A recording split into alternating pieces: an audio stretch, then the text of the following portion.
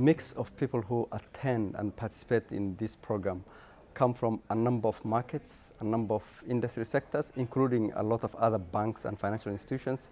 And what that gives you is practical field experience that you exchange in the tutorials, where you are given the task of how will you deploy what you've learned in the class setting or in the lectures from the professors to solving those practical leadership challenges that you each face in your respective banks, markets, and industries. And that sort of gives you a very wide blend of views, perspectives, and experience that you can also apply in your own organization or business. Oxford is a great institution. I've been to a few other international institutions. The difference is that here it is practical and it is about you as the leader, not about some company outside. It's about the practical challenges that you as a person is facing, and usually you're asked to say what those issues are, and then resolutions or suggestions are made towards providing lasting resolutions to those issues that you think you have. And sometimes too, you discover that the issues or the pains that you're going through, some other leaders are also going through, or some have gone through that before. So they tell you how they navigated. So being at the Oxford Strategic Leadership Program has given me an opportunity to see the other side, and then to also learn from other global leaders, because the participants' lists consist of global leaders, and I've learned so much from them.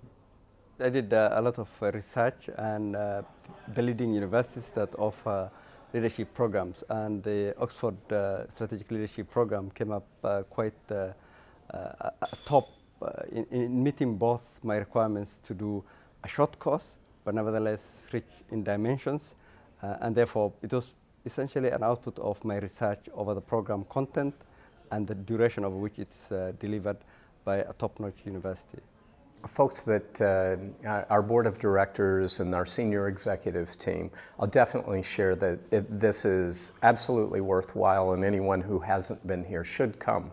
The content's excellent, the people are wonderful, the facilities are great. I come from Nigeria, and I shared the experience of my country, my company, and that there were contributions as how to survive and navigate, despite the challenging economic environment that we found ourselves in, and to still stay afloat, make the company profitable, and get it to the level that it has designed for itself.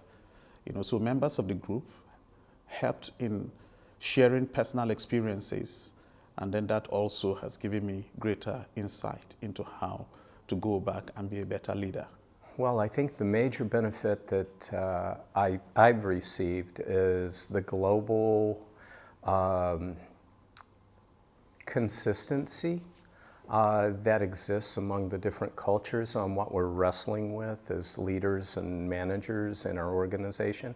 That and also life, just the commonalities of life around the globe and those things. The bits of the program that deals with the softer skills that do not hark back to the classical MBA strategic view, but more how do you inspire people to follow you? How do you inspire people to buy into a change agenda? For instance, how do you inspire people to own that strategy, which has been distilled through a very hard technical process, but in a way that resonates with each one of them, and in a way that's not that classical, these are the objectives, these are the goals, these are the inputs, and this is the outputs we expect, because human beings are not that mechanical. So it's that bits of the course which deals with those soft skills of what can you deploy, what, as well as personally as the leader, what is your role in leading? Is it sort of command and control, or is it this is the big picture, and telling your story in a way that's more convincing and more softer than the classical approach, because that you'll do anyway. It's as part of the budgeting, planning, strategic program, but you need these additional softer skills to deliver that. So this sort of gave me that opportunity to reflect and to think about how can I spend my time on the 15% that's most critical and that will give me the highest leverage as opposed to spreading myself all over the organization and trying to do everything from a conducting perspective.